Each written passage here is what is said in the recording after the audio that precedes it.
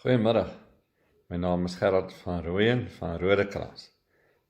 Ek deel graag 'n gedeelte uit die woord vandag en wel uit Matteus 24 vanaf vers 36 tot 44.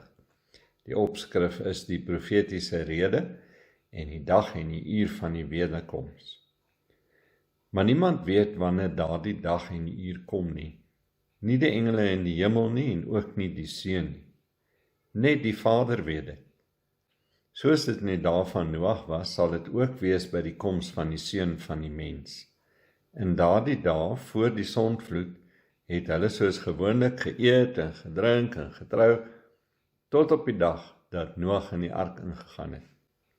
Hulle het nie besef wat aan die gang was nie, totdat die sondvloed gekom en hulle almal weggesleer het. Net so sal dit gaan by die koms van die Seun van die mens. Dan sal twee mense op die land werk. Die een sal saamgeneem en die ander een agtergelaat word. Twee vroue sal by die meelkoring maal. Die een sal saamgeneem en die ander een agtergelaat word.